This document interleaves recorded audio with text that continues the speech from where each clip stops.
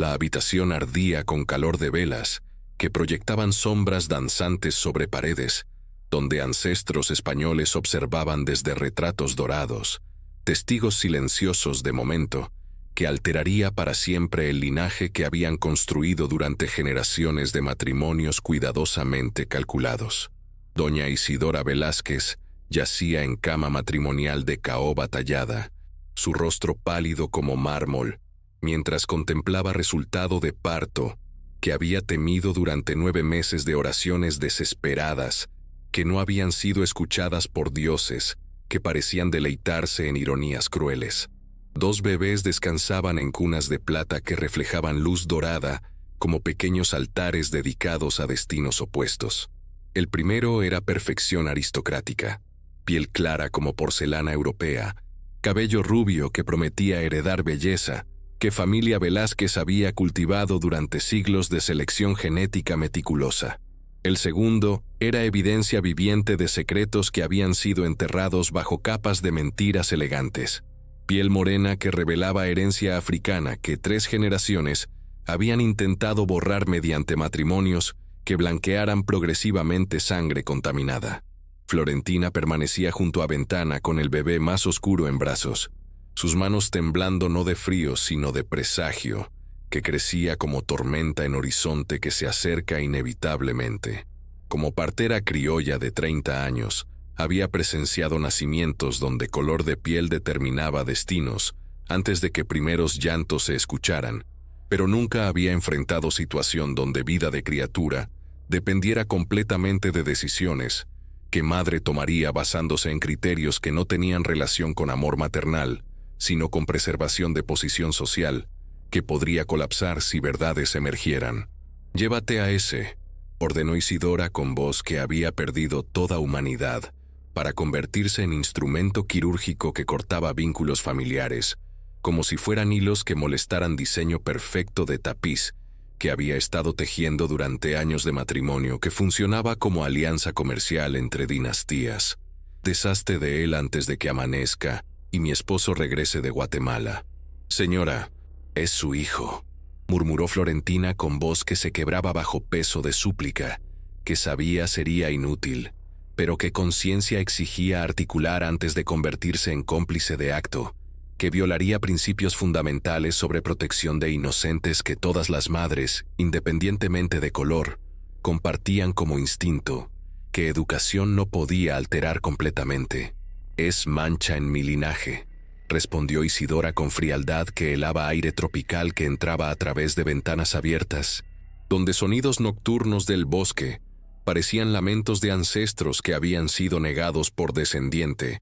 que prefería destruir evidencia de herencia, que había proporcionado resistencia y dignidad durante siglos de opresión, que familia intentaba olvidar mediante amnesia selectiva. Era marzo de 1856, en Hacienda San Cristóbal, donde cafetales se extendían por montañas hondureñas como mar verde, que ocultaba tempestades familiares, que amenazaban hundir embarcación aristocrática, que había navegado aguas sociales durante generaciones, sin enfrentar tormentas que ahora se aproximaban con inevitabilidad de destino, que cobraría deudas acumuladas durante años de negación sistemática. Don Evaristo Montes viajaba por tierras guatemaltecas, ignorando que su regreso encontraría familia alterada por nacimiento, que había revelado secretos que esposa había mantenido ocultos durante matrimonio, construido sobre mentiras que ahora amenazaban colapsar bajo peso de verdades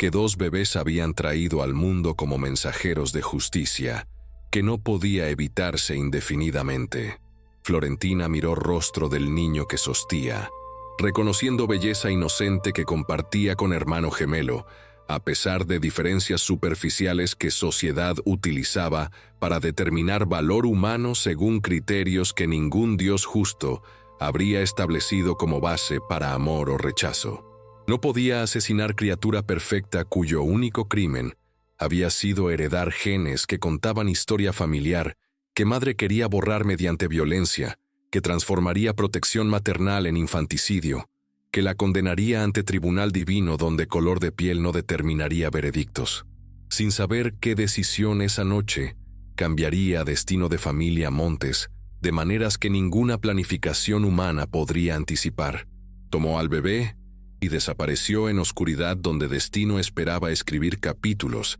que revelarían que intentos de negar herencia solo intensifican poder de verdades que eventualmente emergen para reclamar justicia que había sido negada temporalmente. Hola amigas y amigos, aquí está Carlos Mendoza, el narrador de Recuerdos de la Esclavitud. Hoy les voy a contar una historia que les va a llegar hasta el alma, una historia que no debemos olvidar jamás.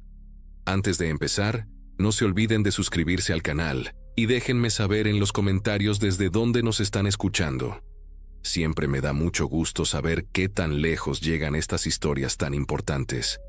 Prepárense, porque esta historia nos va a tocar el corazón. Tegucigalpa, Honduras, 1856. La hacienda San Cristóbal se extendía por 2000 hectáreas de montañas centrales, donde cafeto crecía en terrazas talladas por generaciones de trabajadores indígenas y africanos, cuyo sudor había construido fortuna que familia Montes exhibía como evidencia de superioridad racial, que justificaba dominio sobre tierras que originalmente habían pertenecido a pueblos nativos, que ahora laboraban en plantaciones que sus ancestros habían cultivado libremente durante siglos, antes de conquista española que había reconfigurado geografía humana según jerarquías que beneficiaban exclusivamente a descendientes europeos. Don Evaristo Montes había heredado no solo propiedades, sino también tradiciones comerciales que conectaban Honduras con puertos europeos,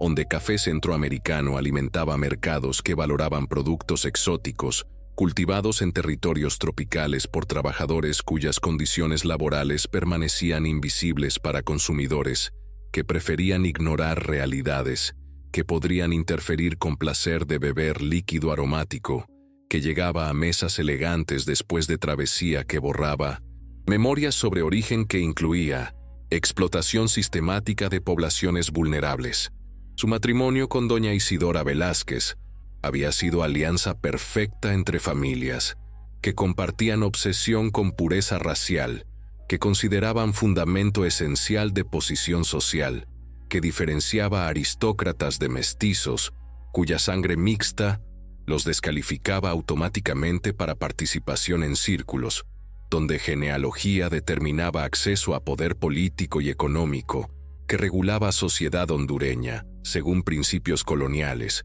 que Nueva República había mantenido prácticamente intactos, a pesar de retórica sobre igualdad que constituciones proclamaban, pero que realidades sociales contradecían sistemáticamente. La obsesión de Isidora con linaje europeo había sido cultivada durante infancia, donde abuela materna había inculcado terror hacia cualquier evidencia de mezcla racial que pudiera comprometer estatus, que familia había construido a través de matrimonios estratégicos que blanquearan progresivamente herencia, que incluía secretos que ninguna documentación oficial registraba, pero que genes conservaban como archivo biológico, que podía manifestarse, impredeciblemente, en descendientes que heredaran características físicas que delataran ascendencia, que había sido cuidadosamente ocultada durante generaciones de negación sistemática. El secreto que Isidora guardaba con desesperación que rayaba en paranoia había sido transmitido por confesión del hecho de muerte que abuela había hecho cuando enfermedad terminal eliminó inhibiciones que habían mantenido silencio durante décadas de fingimiento exitoso. La bisabuela paterna de Isidora había sido mulata, hija de esclava africana y comerciante español, que había reconocido descendencia mediante testamento que familia había logrado suprimir a través de sobornos que eliminaran evidencia documental que pudiera comprometer futuro de linaje, que dependía de creencia en pureza, que investigación genealógica cuidadosa habría desmentido fácilmente. Durante 3 generaciones, familia Velázquez había implementado estrategia de blanqueamiento que incluía matrimonios exclusivamente con familias de ascendencia española comprobada, educación en instituciones que reforzaran identidad europea y eliminación sistemática de cualquier contacto con parientes que exhibieran rasgos que sugirieran herencia africana. La estrategia había funcionado tan exitosamente que Isidora había crecido creyendo genuinamente en superioridad racial que justificaba desprecio hacia cualquier persona cuyo color de piel revelara ascendencia que ella había aprendido a considerar como contaminación que debía evitarse a cualquier costo. Florentina representaba complejidad de sociedad centroamericana, donde categorías raciales se multiplicaban según grados de mezcla que creaban jerarquías sutiles dentro de poblaciones no blancas que competían por posiciones que las acercaran a privilegios reservados para descendientes europeos. Como criolla de tercera generación, había heredado inteligencia y habilidades que la distinguían de trabajadores africanos puros, pero su color de piel la mantenía excluida de círculos sociales, donde blanquitud determinaba acceso a oportunidades que talento personal no podía superar sin apoyo de conexiones familiares apropiadas. Su experiencia como partera había proporcionado acceso privilegiado a secretos familiares que revelaban frecuencia de nacimientos donde características físicas contradecían genealogías oficiales, que familias aristocráticas mantenían como ficciones necesarias para preservar posiciones que dependían de creencias sobre pureza racial, que realidades biológicas desmentían regularmente a través de aparición de rasgos que testificaban sobre herencias que habían sido negadas, pero no eliminadas por matrimonios que intentaban borrar evidencias de mezclas que habían ocurrido durante siglos de convivencia forzada entre poblaciones diferentes. Durante años de servicio en Casamontes, había observado ansiedad creciente de doña Isidora durante embarazo, que había sido esperado, con alegría inicial, que se transformó gradualmente en terror, cuando posibilidad de manifestación genética impredecible se convirtió en probabilidad que cálculos hereditarios sugerían como resultado posible de combinación de genes que ambos padres portaban sin reconocer completamente, implicaciones que herencias ocultas podrían generar en descendientes cuyas características físicas revelarían secretos que habían sido mantenidos mediante vigilancia constante y negación sistemática. Las consultas secretas que Isidora había realizado con curanderos durante últimos meses de gestación habían revelado desesperación que trascendía preocupación maternal normal para convertirse en pánico existencial ante posibilidad de que nacimiento revelara verdades que destruirían identidad que había construido alrededor de creencia en superioridad, que justificaba posición social y matrimonio, que funcionaba como alianza entre familias que compartían ficciones sobre pureza, que investigación honesta habría revelado como mitología que servía a propósitos políticos más que reflejar realidades históricas sobre composición étnica de poblaciones centroamericanas. La noche del parto había culminado temores que habían crecido hasta convertirse en obsesión, que dominaba pensamientos de mujer que había convertido embarazo en campo de batalla, donde destino lucharía contra voluntad humana que intentaba controlar resultados que dependían de combinaciones genéticas que ninguna oración podía alterar, según leyes biológicas que operaban independientemente de deseos sociales, que preferían resultados que confirmaran ficciones sobre herencia que habían sido construidas, para mantener privilegios que dependían de exclusión sistemática de poblaciones, cuyas características físicas revelaban historias que élites preferían olvidar. El parto había comenzado durante madrugada, cuando Isidora despertó con contracciones que anunciaban culminación de embarazo, que había convertido en periodo de ansiedad constante, donde cada movimiento fetal había sido interpretado como presagio sobre características físicas que bebé heredaría según combinaciones genéticas que dependían de factores que ninguna voluntad humana podía controlar a pesar de oraciones desesperadas y consultas con curanderos que habían prometido influencias sobrenaturales sobre resultados que biología determinaría, independientemente de intervenciones místicas que esperanza había motivado más que evidencia científica. Florentina había sido convocada mediante mensajero que cabalgó a través de senderos montañosos durante horas nocturnas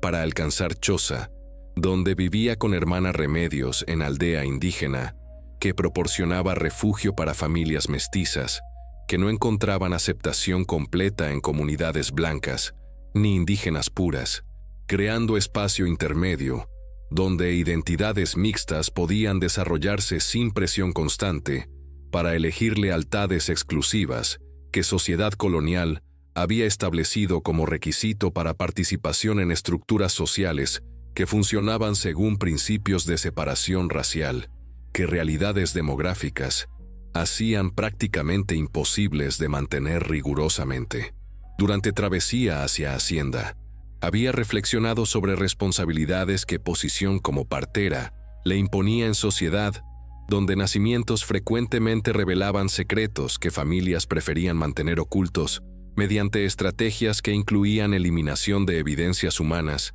que testimoniarían sobre herencias que contradecían genealogías oficiales. Su experiencia incluía casos donde bebés habían desaparecido misteriosamente después de exhibir características que amenazaban estabilidad familiar, pero nunca había participado directamente en decisiones que transformaran protección maternal en infanticidio justificado por preservación de posición social. Al llegar a Casa Grande, había encontrado a Isidora en estado de pánico, que trascendía dolores físicos normales del parto, para incluir terror psicológico, ante posibilidad de que proceso revelara verdades que destruirían identidad construida durante décadas de fingimiento exitoso. Las contracciones se intensificaron, mientras miedos sobre manifestación genética creaban tensión adicional que complicaba trabajo que ya presentaba desafíos médicos, debido a presencia de gemelos, que requerían maniobras especializadas para garantizar supervivencia de ambos bebés durante expulsión, que coordinación perfecta para evitar complicaciones que pusieran en riesgo vidas que dependían de competencia profesional que Florentina había desarrollado a través de años de experiencia. El primer bebé había emergido con facilidad que sugería cooperación divina. Evaristo, hijo, poseía perfección física que confirmaba herencia europea según criterios que sociedad utilizaba para evaluar valor humano. Su piel clara como porcelana, cabello rubio que brillaba bajo luz de velas, y facciones que reproducían características familiares montes sin evidencia de mezcla racial, habían proporcionado alivio momentáneo que permitió a Isidora experimentar alegría maternal genuina durante minutos preciosos antes de que segundo nacimiento revelara pesadilla que había temido durante meses de gestación ansiosa. Gabriel había llegado al mundo con belleza igual a su hermano gemelo, pero su color de piel morena había activado inmediatamente terror que Isidora había estado acumulando como veneno, que ahora se derramaba sobre criatura inocente, cuya existencia representaba amenaza existencial para identidad que madre había construido alrededor de negación de herencia que genes habían preservado, a pesar de generaciones de intentos por eliminar evidencia de ascendencia africana, que ahora se manifestaba en rostro perfecto, que contaba historia familiar que había sido suprimida mediante mentiras sistemáticas. La reacción de Isidora había sido inmediata y visceral, rechazo total, que transformó instinto maternal en repulsión, que violaba principios fundamentales sobre protección de descendencia, que todas las especies reconocen como imperativo biológico que trasciende consideraciones culturales. Su orden de eliminar bebé había sido pronunciada con frialdad, que revelaba capacidad para deshumanización que educación aristocrática había cultivado mediante instrucción sobre superioridad racial, que justificaba tratamiento cruel hacia personas cuyas características físicas las clasificaban como inferiores, según jerarquías que servían intereses económicos más que reflejar realidades sobre valor humano. Florentina había recibido orden con horror que crecía, mientras comprendía que sería utilizada como instrumento de infanticidio, que violaría principios morales que habían regulado vida entera, según creencias religiosas que consideraban asesinato de inocentes como pecado imperdonable independientemente de circunstancias que lo motivaran. Su posición como empleada la obligaba teóricamente a obedecer órdenes patronales sin cuestionar contenido moral, pero conciencia se rebelaba contra participación en acto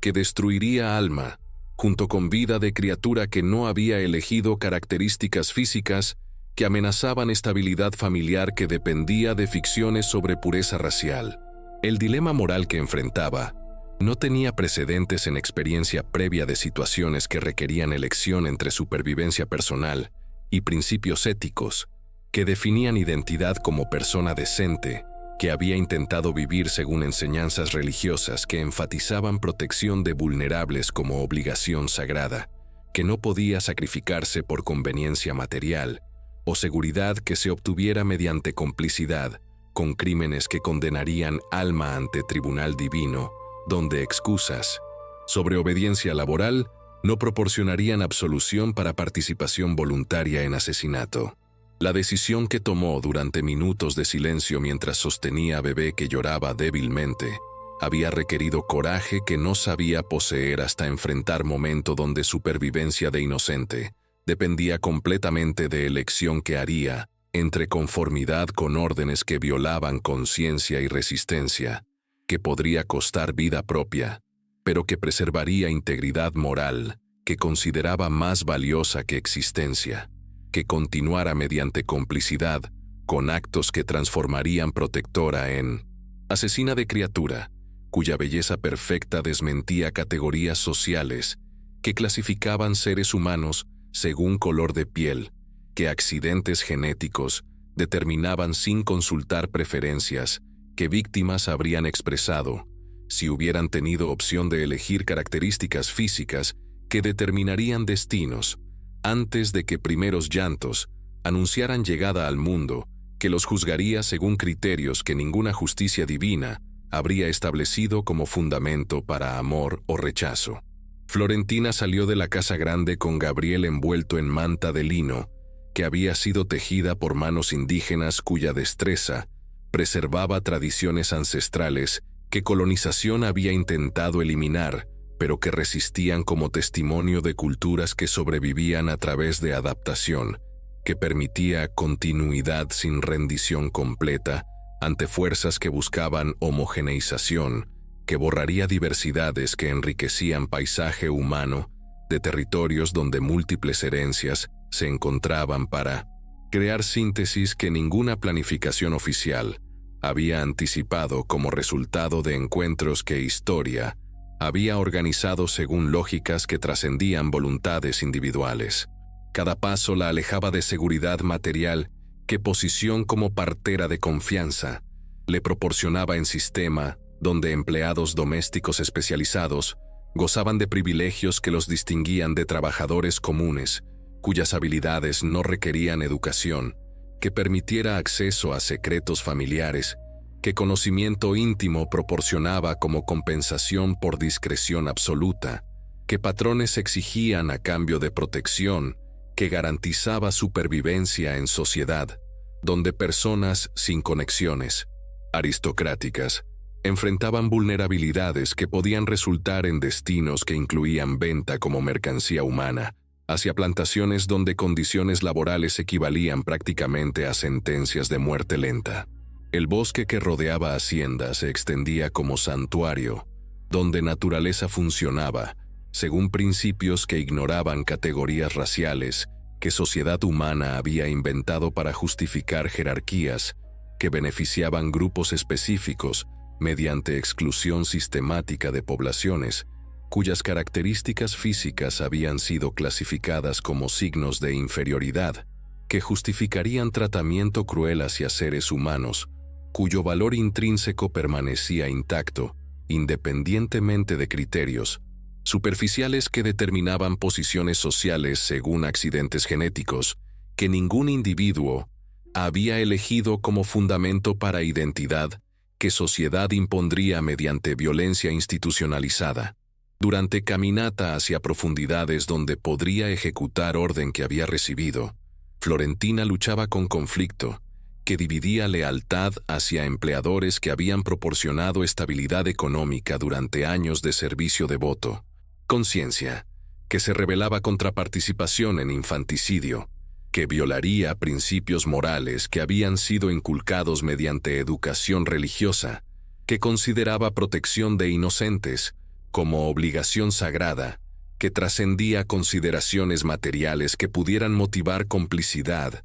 con crímenes que condenarían alma ante tribunal divino, donde excusas sobre obediencia laboral no proporcionarían absolución. En claro, junto al río que corría hacia valle, con música que parecía canción funeral para inocencia, que estaba muriendo en mundo, donde color de piel determinaba derecho a existir, según criterios que ninguna justicia divina habría establecido como fundamento para amor o rechazo, se detuvo para contemplar rostro de criatura que dormía pacíficamente en brazos, que temblaban no de frío sino de horror, ante posibilidad de convertirse en ejecutora de sentencia que había sido dictada por madre, cuyo terror hacia revelación de herencia propia había transformado instinto maternal en impulso homicida que violaba leyes naturales que regulaban comportamiento de todas las especies. «No puedo hacerlo», murmuró, besando frente del bebé con ternura,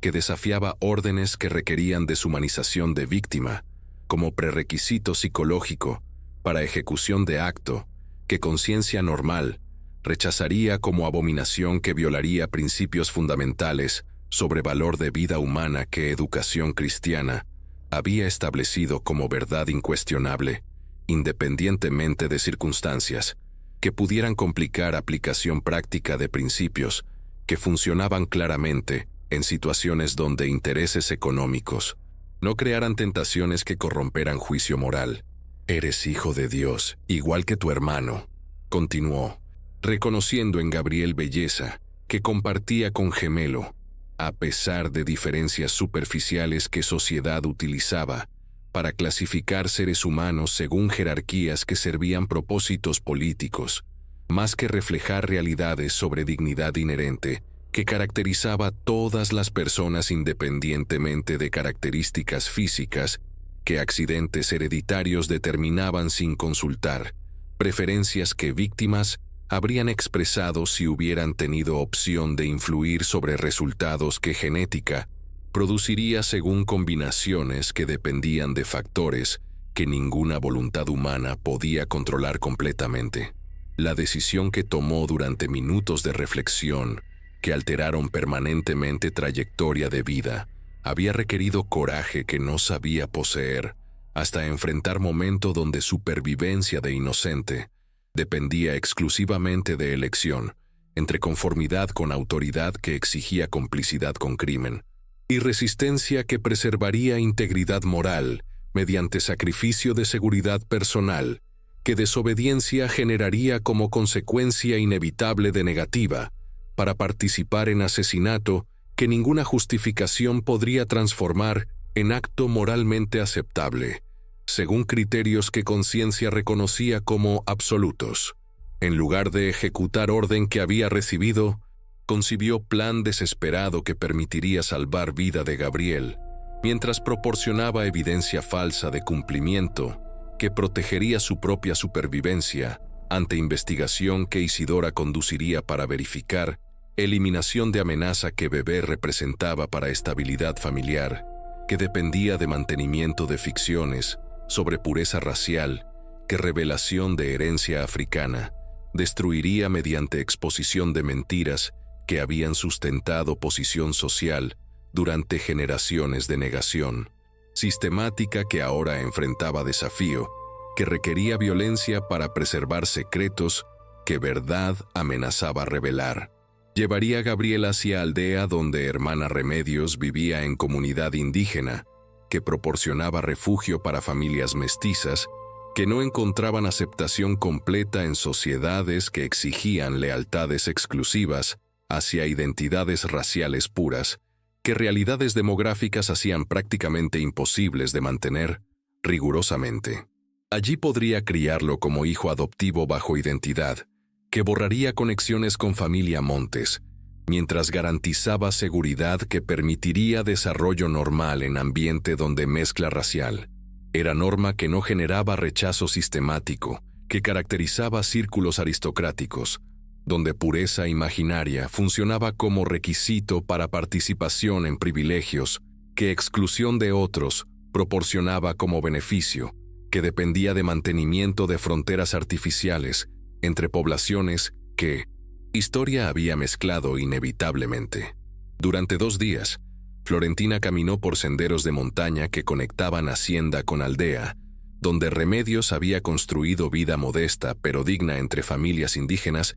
que habían aceptado su presencia sin cuestionar herencia mixta, que sociedad colonial clasificaba como problemática, pero que comunidades rurales integraban naturalmente según principios de solidaridad que priorizaban carácter sobre genealogía. El viaje requirió planificación cuidadosa para evitar encuentros con mayorales que patrullaban territorios donde trabajadores fugitivos podrían buscar refugio en aldeas que proporcionaban santuario para personas que escapaban de condiciones laborales que funcionaban prácticamente como esclavitud disfrazada. Gabriel había viajado envuelto en rebozos que Florentina había tejido durante noches de insomnio, cuando ansiedad sobre su futuro impedía descanso que cuerpo necesitaba para recuperación después de partos que demandaban energía física y emocional que se agotaba completamente, cuando circunstancias requerían decisiones que trascendían responsabilidades médicas normales para incluir dilemas morales que no tenían precedentes en experiencia previa de situaciones donde supervivencia de inocentes dependía de elecciones que parteras tomaran entre obediencia a autoridad patronal y principios éticos que definían identidad como personas decentes. Durante trayecto, había alimentado bebé con leche de cabra que pastores indígenas proporcionaron después de escuchar historia que había elaborado sobre viuda, que viajaba con hijo huérfano hacia familia, que proporcionaría refugio después de muerte de esposo en accidente, que había dejado mujer sin recursos para supervivencia independiente. La mentira había funcionado eficientemente, porque correspondía con realidades frecuentes en región donde mortalidad masculina elevada creaba numerosas viudas jóvenes que dependían de redes familiares para apoyo económico, que permitiera crianza de hijos en ambiente que ofreciera estabilidad mínima necesaria para desarrollo saludable. Remedios había recibido llegada de hermana y bebé con alegría, mezclada con curiosidad, sobre circunstancias que habían motivado viaje inesperado durante época, cuando trabajó como partera. Normalmente mantenía Florentina ocupada con familias aristocráticas que requerían servicios especializados durante embarazos, que frecuentemente presentaban complicaciones que resultaban de matrimonios entre parientes, que compartían herencias genéticas, que aumentaban probabilidades de problemas médicos, que parteras experimentadas podían manejar mejor que médicos formales cuyo entrenamiento europeo no incluía conocimientos sobre condiciones específicas que afectaban poblaciones mestizas. La explicación que Florentina proporcionó había requerido elaboración cuidadosa para equilibrar verdad suficiente para sostener credibilidad, con omisiones necesarias para proteger identidad real de Gabriel, que debía permanecer secreta para garantizar seguridad que dependía de ignorancia sobre conexiones familiares que podrían atraer investigaciones que revelarían ubicación de niño, cuya existencia amenazaba estabilidad de familia, que había ordenado su eliminación como solución para problema, que presencia representaba según criterios que priorizaban apariencias sociales sobre vínculos de sangre, que normalmente regulaban lealtades familiares. Es hijo de señora que murió durante parto complicado, explicó mientras entregaba a Gabriel con ternura que revelaba apego emocional que había desarrollado durante días de cuidado exclusivo. El padre no puede criarlo porque nueva esposa rechaza niño que le recuerda primera esposa, que amaba más. La historia contenía suficiente verdad emocional para resonar con experiencias que Remedios había observado en comunidades donde segundos matrimonios frecuentemente creaban tensiones que afectaban hijos de uniones anteriores, cuya presencia complicaba dinámicas familiares que requerían equilibrios delicados para funcionar armoniosamente. Gabriel sería criado como Esteban, nombre que borraría conexiones con identidad original, mientras proporcionaba fundamento para nueva vida, que comenzaría sin cargas de herencia, que había motivado intento de infanticidio, que con pasión había transformado en oportunidad de salvación. Remedios había perdido su propio bebé semanas antes, debido a enfermedad que medicina tradicional no había logrado curar a pesar de tratamientos que incluían hierbas que generaciones habían utilizado para combatir dolencias que afectaban niños durante primeros meses cuando vulnerabilidad era mayor. El dolor de pérdida había creado vacío emocional que presencia de Gabriel llenaba como regalo divino que compensaba tragedia mediante oportunidad de ejercer maternidad que había sido interrumpida por muerte prematura, que había devastado esperanzas que había construido alrededor de futuro, que incluía crianza de hijo, que perpetuaría legado familiar. Después de establecer Gabriel en nuevo hogar donde crecería ignorando verdadero linaje, que incluía herencia aristocrática, junto con ascendencia africana que había motivado rechazo maternal, Florentina preparó regreso hacia Hacienda, donde tendría que proporcionar evidencia convincente de cumplimiento, con orden que había recibido. La tarea requería creación de historia, que explicara desaparición de bebé, mediante relato que no invitara investigación adicional, que pudiera revelar inconsistencias, en versión oficial que establecería como verdad, que nadie cuestionaría, debido a autoridad que posición como partera de confianza le proporcionaba. Las ropas ensangrentadas que llevaba como evidencia habían sido preparadas utilizando sangre de animal que había sacrificado durante viaje, creando apariencia de violencia que correspondía con expectativas sobre métodos que habrían sido utilizados para eliminación de amenaza que Gabriel representaba según lógica que había motivado orden original. El relato sobre ataque de bestias salvajes que habían devorado bebé después de muerte, que había resultado de heridas infligidas durante cumplimiento de instrucciones recibidas. Proporcionaría explicación que satisfaría curiosidad sin generar sospechas que pudieran motivar búsqueda de evidencias adicionales. La mentira final que contaría sobre destino de Gabriel funcionaría como epitafio falso para vida, que había sido salvada mediante desobediencia, que había requerido coraje que no sabía poseer, hasta enfrentar momento donde principios morales habían triunfado sobre consideraciones prácticas que normalmente regulaban comportamiento de empleados que dependían de favor patronal para supervivencia en sociedad, donde personas sin protección aristocrática enfrentaban vulnerabilidades que podían resultar en destinos que incluían eliminación física cuando conveniencia lo requiriera según cálculos que priorizaban intereses familiares sobre derechos humanos que cristianismo proclamaba como universales, pero que práctica social violaba sistemáticamente. 15 años después, en 1871, sequía devastadora que había convertido montañas hondureñas en paisaje lunar, donde cultivos tradicionales perecían bajo sol implacable, que parecía castigo divino, por pecados colectivos que generaciones habían acumulado a través de injusticias que ahora cobraban precio en forma de hambrunas, que obligaban poblaciones enteras a abandonar territorios ancestrales para buscar supervivencia en plantaciones donde trabajo asalariado proporcionaba alternativa precaria, pero necesaria para familias que enfrentaban extinción si permanecían en aldeas donde agricultura subsistencial ya no podía sostener comunidades que dependían de lluvias regulares para cosechas que alimentaran poblaciones rurales. La comunidad indígena donde Gabriel había crecido como Esteban experimentaba crisis que amenazaba disolución de estructuras sociales que habían mantenido cohesión durante siglos de resistencia ante presiones externas que intentaban integrar poblaciones nativas en sistemas económicos que beneficiaban exclusivamente a élites urbanas cuyo poder dependía de explotación de recursos naturales y humanos que territorios rurales proporcionaban como tributo involuntario que pobreza estructural hacía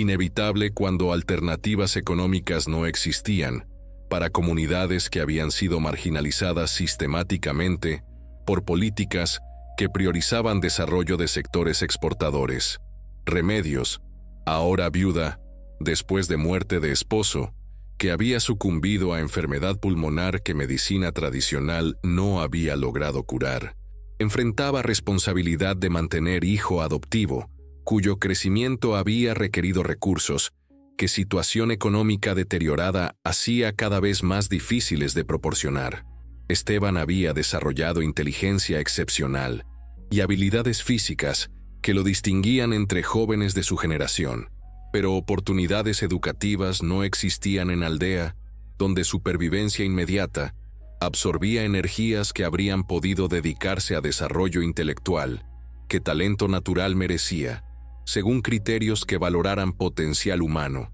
independientemente de origen social. La decisión de buscar empleo en plantaciones del valle había sido motivada por pragmatismo, que reconocía imposibilidad de mantener vida digna en ambiente, donde sequía había eliminado opciones que agricultura proporcionaba como base económica para familias que no poseían recursos alternativos que permitieran resistir crisis que amenazaba supervivencia física de comunidades enteras. El viaje hacia haciendas cafeteras representaba sacrificio de autonomía cultural que aldeas proporcionaban, a cambio de salarios que permitirían envío de dinero que sostuviera parientes que permanecerían en montañas, esperando mejoramiento de condiciones climáticas. El destino había dirigido pasos de Remedios y Esteban hacia Hacienda San Cristóbal, donde don Evaristo necesitaba trabajadores temporales para cosecha, que requería mano de obra abundante durante meses,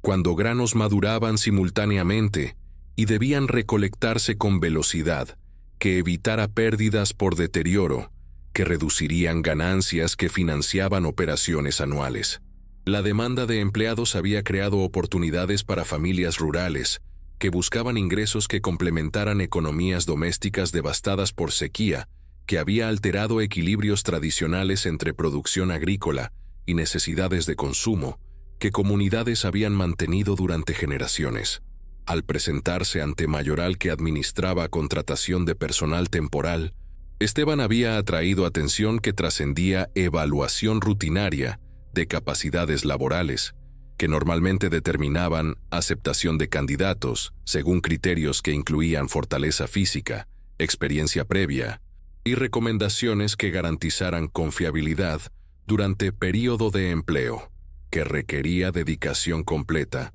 sin distracciones que pudieran afectar productividad, que justificaría inversión en salarios que representaban costos significativos para operaciones que dependían de márgenes estrechos de ganancia en mercados internacionales, donde competencia determinaba precios que productores recibían. Don Evaristo, ahora hombre de 60 años cuyo cabello plateado conservaba dignidad que éxito económico, había proporcionado durante décadas de administración competente, que había expandido propiedades heredadas hasta convertirlas en imperio cafetero que empleaba a cientos de trabajadores. Observó joven mestizo, que solicitaba empleo con curiosidad que no podía explicar racionalmente. Había algo en facciones de Esteban que despertaba familiaridad inquietante, como si reconociera en rostro extraño características que pertenecían a memoria, que no conseguía localizar específicamente, pero que resonaba con intensidad que sugería conexiones más profundas que similitudes casuales. Los rasgos que habían llamado atención incluían estructura ósea que reproducía líneas familiares, montes con precisión que habría sido notable si color de piel no hubiera eliminado automáticamente, posibilidad de parentesco que mente condicionada por prejuicios raciales no podía considerar seriamente. La manera como Esteban sonreía, gestos que utilizaba durante conversación, incluso postura que adoptaba mientras esperaba decisión sobre empleo, evocaban memorias fragmentarias que don Evaristo asociaba con juventud propia, sin comprender por qué joven indígena desconocido activaba recuerdos que parecían pertenecer a experiencias personales más que observaciones externas. Evaristo hijo, heredero de 21 años que había crecido como príncipe de Hacienda, donde privilegios aristocráticos lo protegían de realidades que afectaban trabajadores cuyas vidas transcurrían en condiciones que contrastaban dramáticamente con lujos que rodeaban existencia de familia patronal. Trató a Esteban con desprecio típico de jóvenes que habían sido educados para considerar superioridad racial como derecho natural que justificaba actitudes condescendientes hacia empleados cuyo valor humano se medía exclusivamente según utilidad económica, que proporcionaran durante relaciones laborales, que funcionaban según jerarquías rígidas. Pero incluso Evaristo hijo experimentaba incomodidad inexplicable cuando observaba a nuevo empleado, cuyas características físicas evocaban familiaridad perturbadora, que desafiaba categorías raciales que habían sido inculcadas durante educación, que enfatizaba diferencias fundamentales entre poblaciones según color de piel, que determinaba posiciones sociales, independientemente de cualidades personales que individuos pudieran poseer como seres humanos, cuyo valor trascendía clasificaciones superficiales que sociedad utilizaba para mantener privilegios mediante exclusión sistemática de grupos que amenazaran monopolios económicos que élites habían construido sobre fundamentos de discriminación institucionalizada. Durante semanas de trabajo en plantaciones donde Esteban demostraba competencia excepcional, que superaba expectativas normales para empleados temporales, cuya experiencia previa no incluía agricultura comercial especializada, observadores atentos notaban peculiaridades que trascendían habilidades laborales, para incluir características personales que despertaban curiosidad entre supervisores, que habían desarrollado capacidad para evaluar trabajadores, según criterios que incluían no solo productividad inmediata, sino también potencial para integración permanente en operaciones que requerían empleados confiables, cuya lealtad pudiera cultivarse mediante tratamiento que reconociera méritos individuales. La inteligencia que Esteban exhibía durante conversaciones casuales revelaba educación informal que Aldea Indígena había proporcionado a través de ancianos que preservaban conocimientos tradicionales, pero también incluía perspicacia natural, que permitía comprensión rápida de procesos complejos que administración agrícola requería para funcionamiento eficiente de sistemas que coordinaban cientos de trabajadores según calendarios estrictos que optimizaran rendimientos durante periodos críticos, cuando factores climáticos determinaban éxito o fracaso de cosechas que financiaban operaciones anuales. Florentina, ahora mujer de 60 años cuyo cabello gris testimoniaba décadas de servicio leal,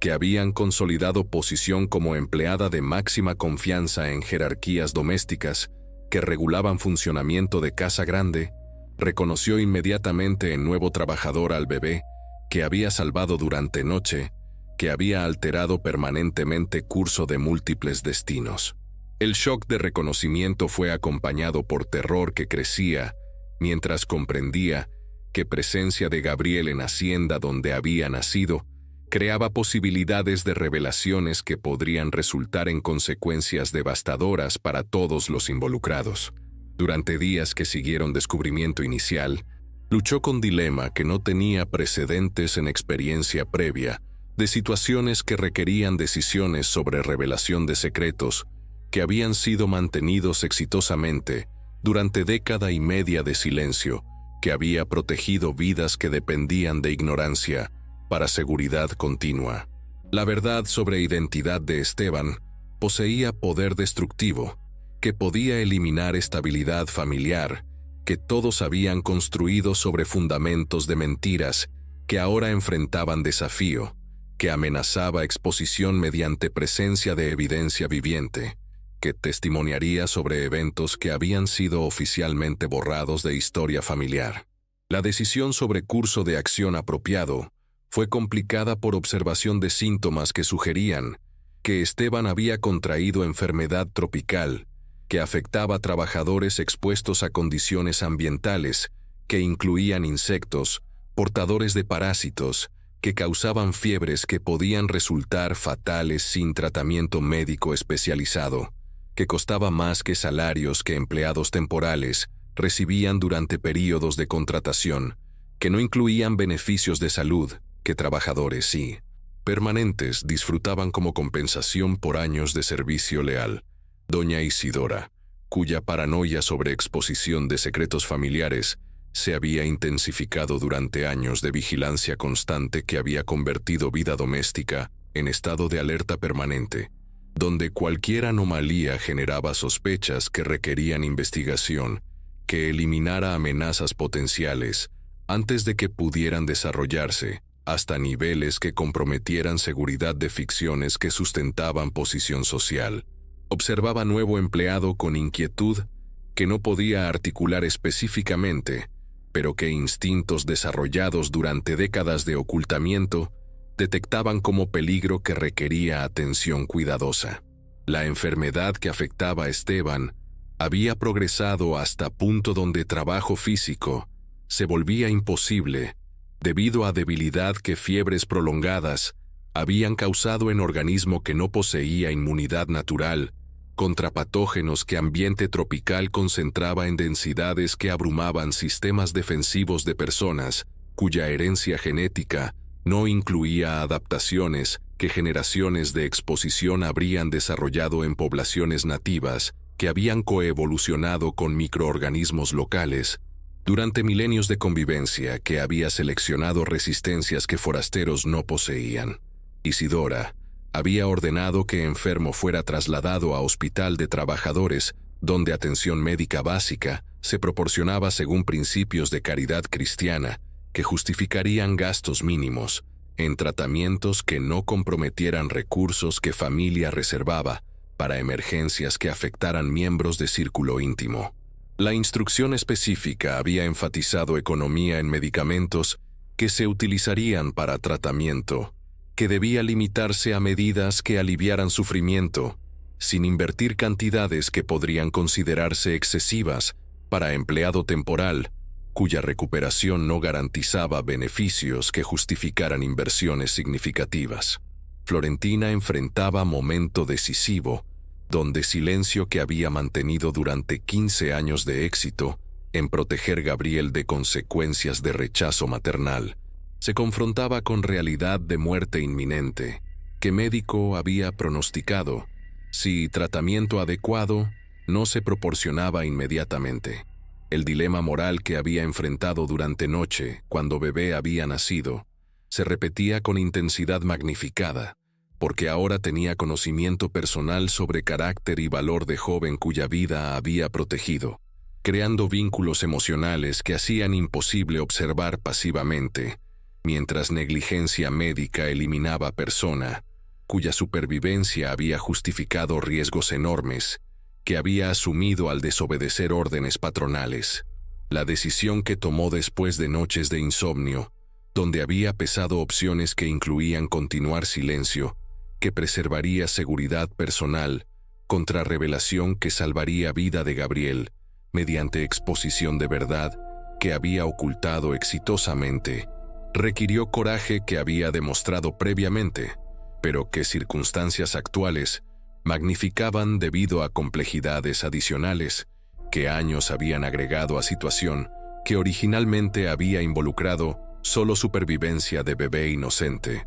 pero que ahora incluía estabilidades familiares múltiples, que revelación alteraría permanentemente según consecuencias que no podían predecirse completamente. Durante madrugada, cuando Valentía finalmente superó precaución, que había regulado comportamiento durante década y media de éxito en mantener secretos que protegían múltiples vidas, buscó audiencia privada con don Evaristo para revelar información que alteraría comprensión sobre composición familiar que había aceptado como verdad incuestionable durante años, que habían transcurrido sin sospechas sobre existencia de hijo, que había sido eliminado oficialmente, pero que destino había preservado para regreso, que ahora amenazaba o prometía revelaciones que cambiarían everything, que creía saber sobre herencia, que había transmitido a descendiente, que consideraba único heredero de linaje que ahora se revelaría como incompleto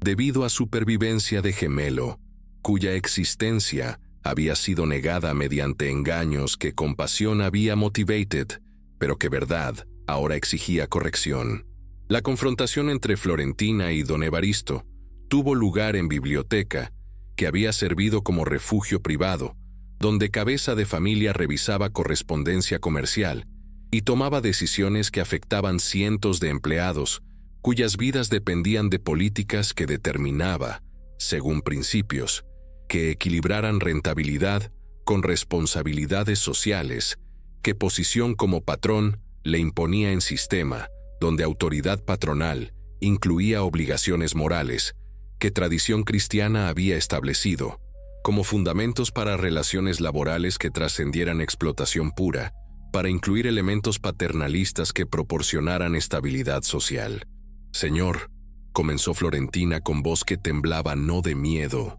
sino de peso emocional, que acompañaba revelaciones que alterarían permanentemente comprensión sobre realidades familiares que había aceptado como verdades establecidas durante década y media de convivencia, que había transcurrido sin cuestionamientos sobre eventos que habían ocurrido durante ausencia, que había coincidido con nacimiento de heredero, cuya existencia única había sido confirmada mediante testimonios que ahora se revelarían como mentiras que habían ocultado supervivencia de segundo hijo. Ese joven que está muriendo en hospital de trabajadores no es empleado ordinario que solicita empleo por casualidad. Continuó mientras reunía coraje necesario para articular información que destruiría tranquilidad doméstica, pero que conciencia exigía revelar para salvar vida que había protegido durante años de silencio exitoso. Es su hijo Gabriel, que nació junto con Evaristo hijo hace 15 años. El silencio que siguió fue absoluto como vacío, que precede terremotos que alteran paisajes permanentemente. Don Evaristo se irguió lentamente en silla de cuero, donde había conducido negocios durante décadas de éxito, que había construido sobre fundamentos de familia, que ahora se revelaba como incompleta, según información que desafiaba everything que creía saber sobre herencia que había transmitido y responsabilidades paternas que había cumplido, según conocimientos que testimonios falsos habían proporcionado como base para decisiones que habían excluido hijo cuya existencia había sido negada sistemáticamente. ¿Mi esposa dio a luz gemelos?, preguntó con voz que luchaba por mantener control emocional, mientras procesaba implicaciones que revelación generaba sobre eventos que había interpretado incorrectamente, debido a ausencia que había impedido testimonio personal sobre circunstancias que rodearon nacimiento que había celebrado como culminación de matrimonio, que finalmente había producido heredero, que continuaría linaje familiar hacia futuras generaciones que ahora se revelaban más numerosas que había imaginado. Sí, señor, 2 varones idénticos excepto por color de piel que uno heredó, explicó Florentina, mientras observaba transformación gradual de expresión patronal que evolucionaba desde confusión hacia comprensión, que incluía horror creciente sobre implicaciones que supervivencia secreta de segundo hijo generaba respecto a decisiones que habían sido tomadas durante su ausencia por autoridades domésticas que había confiado para administración de asuntos familiares. Doña Isidora ordenó que me deshiciera del bebé más oscuro, porque consideraba que color de piel amenazaba reputación familiar que había construido alrededor de pureza racial que ella misma no poseía completamente. Continuó con detalles que habían estado enterrados bajo años de silencio, pero que ahora emergían como testimonio que revelaría hipocresías que habían motivado intento de infanticidio que compasión había transformado en salvamento secreto. La revelación sobre órdenes que Isidora había impartido golpeó a Evaristo como puñetazo físico, que alteró respiración mientras comprendía que esposa había intentado asesinar hijo legítimo, cuyo único crimen había sido heredar características que revelaban verdades sobre ascendencia familiar que ella había intentado ocultar mediante eliminación de evidencias biológicas que testificarían sobre herencias que preferían negar. La traición matrimonial trascendía a infidelidad convencional, para incluir intento de homicidio que violaba instintos parentales más fundamentales que existían independientemente de consideraciones sociales. ¿Dónde está mi hijo ahora?, demandó con urgencia que reflejaba despertar de amor paternal que había sido suprimido mediante ignorancia sobre existencia de descendiente, que meritorios cuidados habían preservado hasta edad, donde personalidad desarrollada permitía apreciación de cualidades individuales que trascendían apariencias físicas, para revelar carácter que educación indígena había cultivado según principios que valoraban integridad personal sobre privilegios materiales que herencia aristocrática habría proporcionado. En hospital de trabajadores, muriendo de fiebre porque doña Isidora ordenó tratamiento mínimo que no justifica gastos en medicamentos para empleado temporal, respondió Florentina con amargura que años de silencio forzado habían acumulado como resentimiento hacia crueldades que posición social permitía infligir sobre vulnerables cuyas vidas se valoraban según utilidad económica, más que dignidad inherente que cristianismo proclamaba como universal. La carrera hacia hospital donde Gabriel luchaba contra enfermedad que negligencia médica había permitido progresar hasta niveles críticos fue acompañada por emociones que don Evaristo no había experimentado desde muerte de sus propios padres. Terror ante pérdida inminente combinado con ira hacia esposa, cuyas acciones habían privado family de hijo durante 15 años de crecimiento, que nunca podrían recuperarse completamente,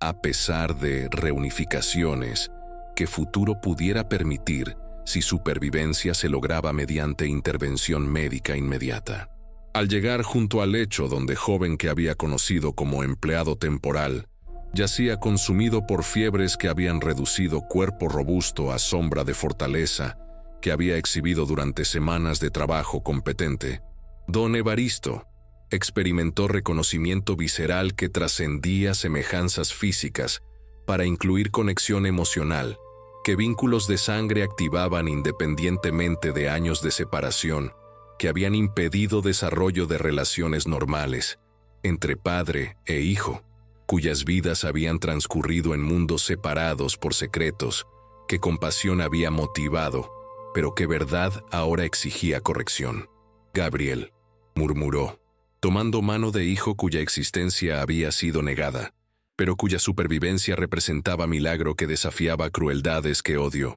Racial había intentado imponer sobre inocente, cuyo valor como ser humano había sido preserved a traverso años de amor, que familia adoptiva había proporcionado en ambiente, donde diversidad racial se celebraba como riqueza que enriquecía comunidades a través de contribuciones múltiples que diferentes herencias aportaban, según talentos individuales que florecían, cuando prejuicios no impedían desarrollo de potenciales que educación apropiada podía cultivar independientemente de colores de piel que accidentes genéticos determinaban sin consultar preferencias que víctimas habrían expresado. La confrontación entre don Evaristo y doña Isidora tuvo lugar en salón principal, donde retratos de ancestros observaban desde marcos dorados como tribunal silencioso, que evaluaría justicia de acusaciones que alterarían permanentemente equilibrios familiares que habían sido mantenidos a través de mentiras que ahora se desmoronaban bajo peso de verdades que ya no podían contenerse mediante negación sistemática que había funcionado durante década y media de éxito aparente en ocultar crímenes que destino había preservado como evidencias que eventualmente emergerían para reclamar justicia que había sido diferida, pero no cancelada. ¿Es verdad lo que Florentina me ha dicho sobre Gabriel?, demandó Evaristo con voz que luchaba por mantener control civilizado, mientras ira crecía como incendio que amenazaba consumir décadas de matrimonio, que ahora se revelaba como alianza construida sobre fundamentos de engaños que incluían intento de asesinato, que violaba principios más fundamentales sobre protección de descendencia, que instintos parentales reconocían como obligaciones sagradas que trascendían consideraciones sociales. Isidora había anticipado momento, cuando secretos serían expuestos mediante circunstancias que no había podido controlar completamente. Pero enfrentar acusaciones directas sobre eventos que había logrado suprimir exitosamente durante años requería estrategias defensivas que habían sido ensayadas mentalmente durante noches de insomnio, cuando paranoia sobre descubrimiento había impedido descanso, que tranquilidad doméstica aparente no había proporcionado debido a vigilancia constante, que mantenimiento de ficciones exigía como precio por estabilidad,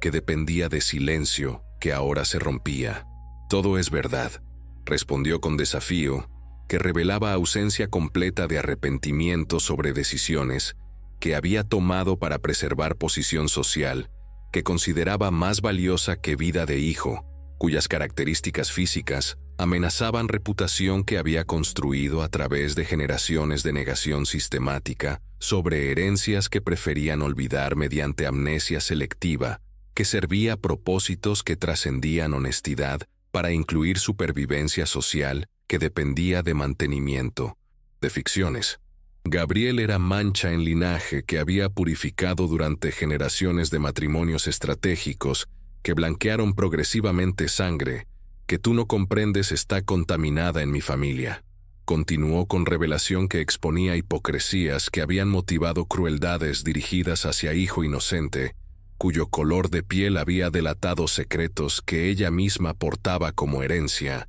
que había negado mediante violencia, que transformó protección maternal en impulso homicida. La ironía perfecta de situación golpeó a Evaristo con fuerza, que alteró comprensión sobre matrimonio que había funcionado durante años sin sospechas, sobre verdades que esposa había ocultado mediante acusaciones de impureza racial, dirigidas hacia descendiente que exhibía características que ella misma había heredado según leyes genéticas que operaban independientemente de voluntades que preferían resultados diferentes. La mujer que había intentado eliminar evidencia de ascendencia africana era ella misma descendiente de líneas que había negado a través de documentación falsificada. ¿Tú tienes sangre africana y ordenaste matar a nuestro hijo por tener sangre africana? Preguntó con incredulidad que mezclaba horror ante hipocresía, que había motivado intento de infanticidio, con comprensión sobre fuerzas psicológicas que habían transformado autoodio en violencia dirigida hacia víctima inocente, que representaba espejo que reflejaba identidad, que había sido suprimida mediante negación, que ahora se revelaba como autodestrucción proyectada. Mi bisabuela fue mulata, pero eso no significa que tengo que aceptar degradación de linaje que 3 generaciones habían logrado blanquear a través de matrimonios que eliminaran evidencias de mezcla que tu hijo habría expuesto ante sociedad que nos habría rechazado, por engaños que habían sustentado posición que ahora disfrutamos. Explicó con lógica que revelaba racismo internalizado que había transformado víctima de discriminación en perpetradora de crueldades dirigidas hacia descendiente que compartía herencia que había aprendido a despreciar. La investigación que Evaristo condujo durante días siguientes reveló extensión de falsificaciones documentales que familia Velázquez había implementado durante generaciones para ocultar ascendencia que incluía esclavos africanos cuya resistencia y dignidad habían sido negadas por descendientes que preferían identificación con opresores que habían explotado ancestros cuyas contribuciones culturales y genéticas habían enriquecido herencias que ahora se avergonzaban de reconocer según criterios que servían intereses políticos más que reflejar realidades históricas. Los documentos auténticos que localización cuidadosa había recuperado de archivos que familia había intentado purgar revelaban historia de María Candela, bisabuela de Isidora, quien había sido esclava doméstica cuya inteligencia excepcional y belleza habían atraído atención de comerciante español, que la había liberado para matrimonio, que legalizó relación, que había producido descendencia, que documentación oficial registraba como legítima a pesar de orígenes que posteriores generaciones habían elegido ocultar mediante estrategias que incluían destrucción de evidencias. María Candela había sido mujer notable cuyas habilidades administrativas habían contribuido significativamente al éxito comercial de familia, que había beneficiado de talentos que herencia africana había proporcionado, pero cuya memoria había sido borrada sistemáticamente por descendientes que consideraban reconocimiento de ascendencia como amenaza social, que justificaba eliminación de registros, que testificarían sobre contribuciones que preferían atribuir exclusivamente a componentes europeos de herencia mixta, que realidades genéticas habían creado independientemente de preferencias que familias aristocráticas expresaran. Gabriel había sido salvado de muerte mediante intervención médica inmediata, que don Evaristo había financiado sin considerar gastos que recuperación completa requería, según tratamientos que incluían medicamentos importados, cuyo costo excedía salarios anuales de trabajadores ordinarios. La inversión económica representaba reconocimiento simbólico de valor que vida de hijo poseía, independientemente de características físicas que sociedad utilizaba para determinar worth humano, según criterios que ninguna justicia divina habría establecido como fundamentos apropiados. Durante período de convalecencia que se extendió por meses, donde fortaleza gradualmente regresó a cuerpo que enfermedad había devastado, relación entre padre e hijo se desarrolló a través de conversaciones que revelaron inteligencia y carácter, que educación indígena había cultivado según principios que valoraban sabiduría tradicional, junto con adaptación práctica a circunstancias que requerían flexibilidad, sin compromiso de valores fundamentales, que definían identidad personal más allá de categorías raciales, que sociedad imponía como limitaciones artificiales. El reconocimiento legal de Gabriel como hijo legítimo y heredero junto con hermano gemelo fue acompañado por decisiones sobre futuro de matrimonio, que traición había destruido mediante revelación de crueldades que violaban principios fundamentales sobre protección familiar, que cristianismo establecía como obligaciones que trascendían conveniencias sociales para incluir responsabilidades morales que no podían sacrificarse por preservación de apariencias que dependían de complicidad con injusticias que conciencia no podía aceptar como fundamentos sostenibles. La transformación social que siguió revelación de secretos familiares trascendió límites de Hacienda San Cristóbal para convertirse en caso que redefinió conversaciones sobre raza y herencia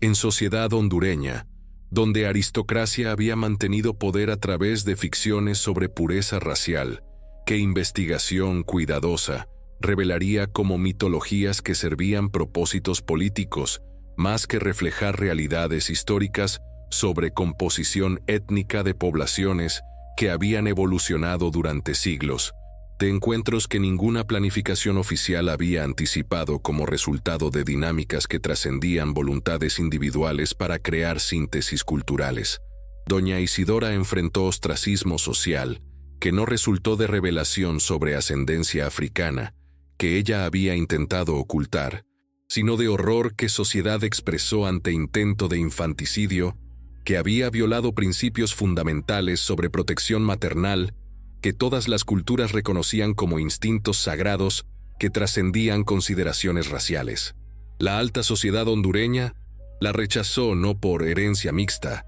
que compartían secretamente múltiples familias aristocráticas, sino por crueldad dirigida hacia hijo inocente, cuya eliminación había intentado para preservar mentiras que investigación revelaría como comunes entre élites que habían construido identidades sobre negación sistemática. El aislamiento que experimentó durante últimos años de vida fue acompañado por deterioro mental, que culpa había acelerado a través de remordimientos que crecían, mientras comprendía que intento de eliminar evidencia de herencia africana había expuesto hipocresías que destruyeron precisamente reputación, que violencia había buscado preservar. La ironía fue completa cuando muerte llegó en 1875, durante periodo donde abolición oficial de esclavitud había eliminado bases legales para discriminaciones raciales que habían motivado crímenes que ahora se revelaban como anacrónicos,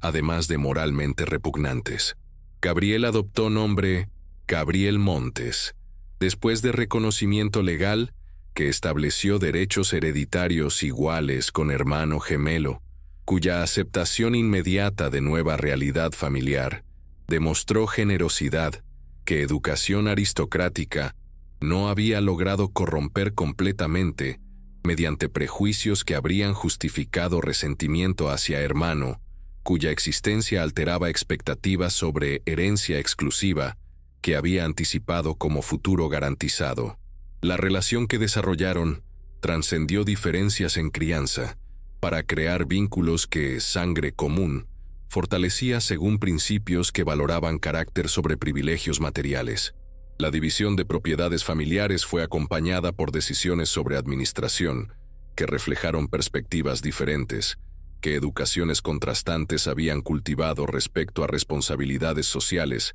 que riqueza imponía hacia trabajadores cuyas vidas dependían de políticas que propietarios implementaran, según criterios que equilibraran rentabilidad con justicia que cristianismo establecía como obligación moral, independientemente de consideraciones económicas, que maximización de ganancias pudiera sugerir como prioridades que ignoraran dignidad humana de empleados. Evaristo hijo mantuvo enfoque tradicional en operaciones que priorizaban eficiencia comercial según métodos que habían demostrado éxito durante generaciones de administración familiar, mientras Gabriel introdujo innovaciones que incluían salarios superiores, atención médica garantizada y educación para hijos de trabajadores cuyo desarrollo intelectual había sido impedido por sistemas que mantenían poblaciones rurales en ignorancia, que facilitara explotación que beneficiaba exclusivamente a propietarios que consideraban conocimiento como amenaza a estructuras jerárquicas que dependían de desigualdades educativas. La influencia de experiencia en comunidad indígena donde Gabriel había crecido se manifestó en políticas que reconocían contribuciones culturales que poblaciones nativas aportaban contra operaciones agrícolas que habían beneficiado tradicionalmente de conocimientos tradicionales sobre cultivo, que educación europea había despreciado como primitivos, a pesar de eficiencia que siglos de experiencia habían perfeccionado, según principios ecológicos, que agricultura moderna estaba comenzando a redescubrir como fundamentos para sostenibilidad, que monocultivos comerciales amenazaban mediante prácticas que agotaban suelos. En 1880, cuando Honduras abolió oficialmente esclavitud en ceremonias que Gabriel había ayudado a organizar como reconocimiento simbólico de transformaciones legales que su propia supervivencia había contribuido a inspirar, se convirtió en activista que defendía derechos de trabajadores rurales, cuyas condiciones laborales continuaban reproduciendo aspectos más crueles de sistemas que abolición legal había eliminado formalmente, pero que estructuras económicas perpetuaban a través de salarios insuficientes y ausencia de protecciones que garantizaran dignidad humana independientemente de posición social. Los discursos que pronunció durante eventos públicos que celebraban emancipación legal incluyeron testimonios personales sobre valor de diversidad racial como fortaleza que enriquecía sociedades a través de contribuciones múltiples que diferentes herencias aportaban cuando prejuicios no impedían reconocimiento de talentos que florecían bajo condiciones que proporcionaran oportunidades iguales para desarrollo de potenciales que educación apropiada podía cultivar independientemente de características físicas que accidentes genéticos determinaban sin consultar preferencias individuales. Florentina vivió últimos años como mujer respetada en Tegucigalpa, donde don Evaristo había proporcionado casa y pensión que reconocían contribuciones que acto de compasión había hecho hacia preservación de hijo, cuya supervivencia había enriquecido familia, a través de perspectivas que educación alternativa había cultivado según principios que valoraban sabiduría tradicional, junto con innovaciones que mejoraran condiciones para generaciones futuras que heredarían mundo más justo, si transformaciones actuales lograran eliminar discriminaciones que habían limitado potencial humano durante siglos de injusticia institucionalizada. La historia de gemelos se convirtió en leyenda, que Honduras adoptó como símbolo de reconciliación racial, que demostró que intentos de negar herencias múltiples solo intensificaban conflictos que aceptación de diversidad como riqueza nacional podía resolver a través de políticas que celebraran contribuciones que todas las poblaciones habían hecho hacia construcción de identidad nacional, que incluyera componentes africanos, indígenas y europeos como elementos complementarios que fortalecían cultura národni, a través de síntesis que ninguna pureza imaginaria podía superar en términos de creatividad y resistencia que mezclas proporcionaban. En 1920, gobierno hondureño estableció Día Gabriel Montes como celebración nacional de diversidad racial, que educación pública utilizaría para enseñar historia que incluía contribuciones africanas, que habían sido sistemáticamente omitidas de narrativas oficiales, que preferían enfatizar componentes europeos de herencia nacional. Su legado inspiró legislación que prohibió discriminación racial en instituciones públicas, mientras establecía becas que garantizaran acceso educativo para estudiantes de comunidades que habían sido marginalizadas históricamente por políticas que habían favorecido poblaciones urbanas de ascendencia europea sobre rurales de herencia mixta, que ahora recibían reconocimiento como ciudadanos iguales.